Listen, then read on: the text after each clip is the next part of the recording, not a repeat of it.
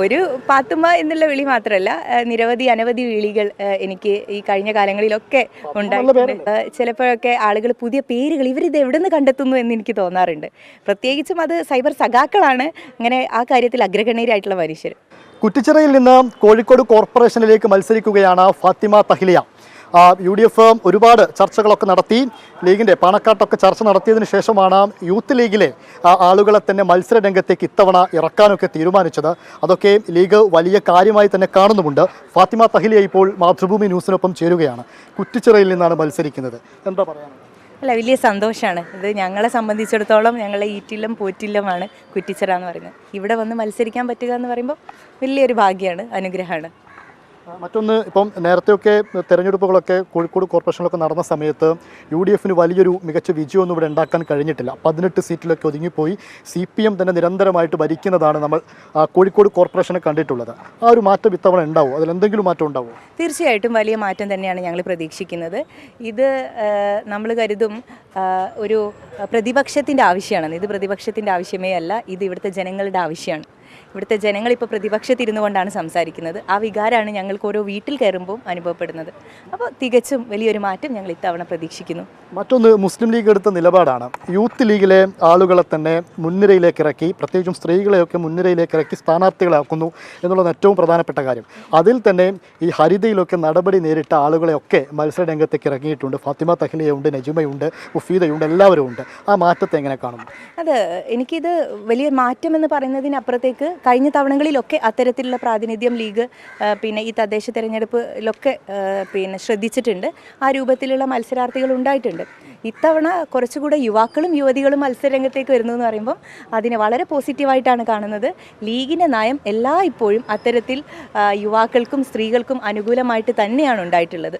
പലപ്പോഴും മുസ്ലിം ലീഗിനെതിരെ നമ്മൾ കേൾക്കാറുള്ളത് സ്ത്രീകളെ രംഗത്തിറക്കാറില്ലല്ലോ എന്നുള്ള രീതിയിലൊക്കെ വലിയ വിമർശനങ്ങളൊക്കെ എല്ലാ കാലത്തും നമ്മൾ കേട്ടിട്ടുണ്ട്. ഇപ്പം ഈ ഹരിതയിൽ പ്രശ്നമൊക്കെ വന്ന സമയത്ത് നിങ്ങൾ വാർത്താ സമ്മേളനം നടത്തി, അതൊക്കെ വലിയ രീതിയിൽ ചർച്ച ചെയ്യപ്പെട്ടതാണ്. അതൊക്കെ ഒരു മാറ്റത്തിന് കാരണമായോ? ഞാൻ പറഞ്ഞല്ലോ, ലീഗ് എല്ലാ കാലത്തും നിന്നിട്ടുള്ളത് നീതിയുടെ പക്ഷത്താണ് എന്ന് ഞാൻ വിശ്വസിക്കുന്നു. അത്തരത്തിലുള്ള എല്ലാ കാര്യങ്ങളും വളരെ പാർട്ടി പരിശോധിക്കുകയും അതിനുചിതമായിട്ടുള്ള തീരുമാനങ്ങൾ എടുക്കുകയും ചെയ്തിട്ടുണ്ട്. ഇപ്പോൾ നമുക്ക് കാണാൻ പറ്റുന്നത് കേരളത്തിലുടനീളം ലീഗിനെ സംബന്ധിച്ചിടത്തോളം യുവാക്കൾ വരുന്നു, യുവതികൾ വരുന്നു, എല്ലാവർക്കും പ്രത്യേകിച്ച് സ്ത്രീകൾക്കൊക്കെ കൂടുതൽ റോൾ കൊടുക്കുന്ന രൂപത്തിലുള്ള പരിപാടികൾ സംഘടിപ്പിക്കുന്നു. അവരെ മത്സരരംഗത്തേക്ക് കൊണ്ടുവരുന്നു, പാർട്ടിയുടെ പ്രാതിനിധ്യത്തിലേക്ക് അവരെ കൊണ്ടുവരുന്നു. ലീഗിനെ സംബന്ധിച്ചിടത്തോളം ദേശീയ കമ്മിറ്റിയിൽ 2 വനിതകൾ ഇരിക്കുന്നുണ്ട്.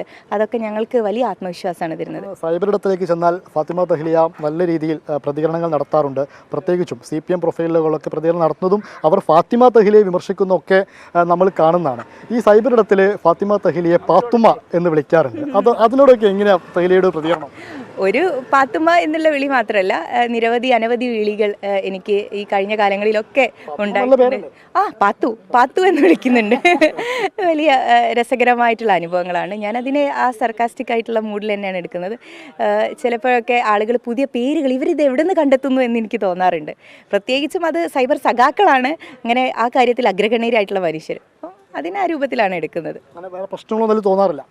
ഇല്ല, അതൊരു പ്രശ്നമായിട്ട് കണക്കാക്കാറില്ല. ആ കാര്യത്തിൽ PhD എടുത്ത ആളുകൾ സൈബർ സഖാക്കളാണ്. അവർ വിളിക്കുമ്പോൾ അതിന് ആ രൂപത്തിൽ തന്നെയാണ് കണക്കാക്കുന്നത്. തിരഞ്ഞെടുപ്പാകുമ്പോൾ രാഷ്ട്രീയമാകുമ്പോൾ ഒക്കെ പല ചർച്ചകളും വരാറുണ്ട്. അതിലിപ്പോൾ തഹ്ലിയ നേരത്തെയൊക്കെ പറഞ്ഞ് ചർച്ചയായ ഒരു കാര്യമുണ്ട്, ഈ പഴംപൊരിയും ബീഫിൻ്റെയും കാര്യം.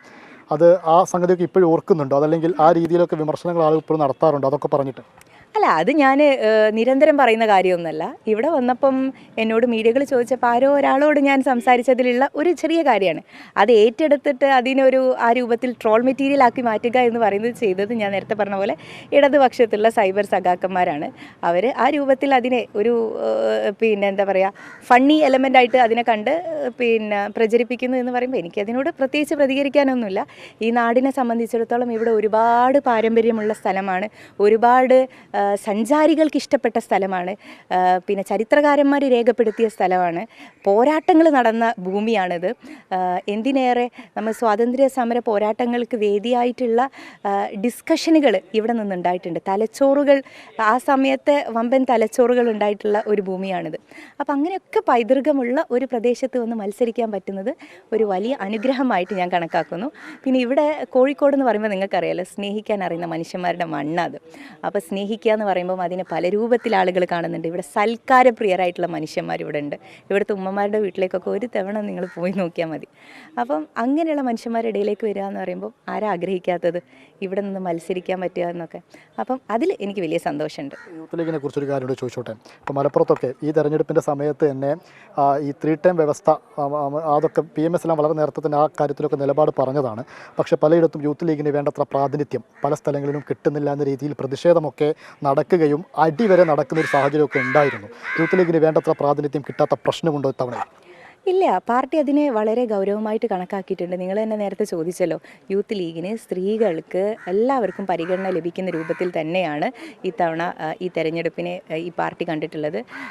ബഹുമാനീയരായിട്ടുള്ള സെയ്ദ് സാദിഖ് അലി ശിഹാബ് തങ്ങൾ അക്കാര്യത്തിൽ വളരെ കണിശമായിട്ടുള്ള തീരുമാനമെടുത്തിട്ടുണ്ട്. അതുകൊണ്ട് അത്തരത്തിലുള്ള യാതൊരു ബുദ്ധിമുട്ടുകളും ഈ സമയത്തില്ല. അവസാനമായി ഒറ്റ കാര്യം കൂടെ, ഇപ്പോൾ കോൺഗ്രസ് ഇവിടെ ഒരു സ്ഥാനാർത്ഥിയെ പ്രഖ്യാപിച്ചിരുന്നു. VM വിനു സർപ്രൈസ് സ്ഥാനാർത്ഥിയായിരുന്നു. പ്രചാരണം തുടങ്ങി വലിയ രീതിയിൽ അത് പൊടിപിടിച്ച് മുന്നോട്ട് പോയി. ഒടുവിൽ അദ്ദേഹത്തിന് വോട്ടില്ല. കോൺഗ്രസിനൊരു നോട്ടക്കുറവ് ഉണ്ടായിട്ടുണ്ടോ? അതല്ലെങ്കിൽ പ്രധാനപ്പെട്ട രാഷ്ട്രീയ പാർട്ടികളൊക്കെ ഒരു തിരഞ്ഞെടുപ്പിലേക്ക് ഇറങ്ങുമ്പോൾ ഇതൊക്കെ നോക്കി അതല്ലെങ്കിൽ ഉറപ്പിക്കേണ്ടതല്ലേ? വോട്ടുണ്ട് എന്ന കാര്യമൊക്കെ ഉറപ്പിച്ച് മുന്നോട്ട് പോകേണ്ടതല്ലേ? അതിൽ വീഴ്ച പറ്റിയോ? ആ കാര്യങ്ങളെല്ലാം കറക്റ്റായിട്ട് UDFൻ്റെ കമ്മിറ്റി നിങ്ങളുടെ മുമ്പിലേക്ക് വ്യക്തമാക്കിയതാണ്. പാർട്ടിയെ സംബന്ധിച്ചിടത്തോളം UDFനെ സംബന്ധിച്ചിടത്തോളം മുന്നണി സംവിധാനം വളരെ ശക്തമായിട്ട് മുന്നോട്ട് പോകുന്നുണ്ട്. ഇനി ഇപ്പോഴും നാളെയും കൂടെ നോമിനേഷൻ കൊടുക്കാനുള്ള ഒരു സമയമുണ്ട്. അതിനിടയിൽ നിങ്ങൾക്ക് വളരെ മറ്റൊരു സർപ്രൈസിങ് ആയിട്ടുള്ള ഒരു സ്ഥാനാർത്ഥിയെ പ്രഖ്യാപിക്കുമെന്നൊക്കെ പാർട്ടി UDFൻ്റെ നേതാക്കന്മാർ പറഞ്ഞിട്ടുണ്ടല്ലോ. നമുക്ക് വെയിറ്റ് ചെയ്യാം. വരും കാലത്തേക്ക് ഒരു MLA ഒക്കെ ആവോ അടുത്ത തവണയൊക്കെ? അത് തീരുമാനിക്കേണ്ടത് ഞാനല്ലല്ലോ. എന്തായാലും ഫാത്തിമ തഹ്ലിയ പ്രചാരണവുമായിട്ട് മുന്നോട്ട് പോവുകയാണ്. കുറ്റിച്ചിറയിൽ വോട്ടർമാരെയൊക്കെ നേരിട്ട് കണ്ട് തന്നെയാണ് പ്രചാരണമൊക്കെ നടത്തുന്നത്. ക്യാമറമാൻ വേണുവിനൊപ്പം ഇംതിയാസ് കരീം, മാതൃഭൂമി ന്യൂസ്, കോഴിക്കോട്.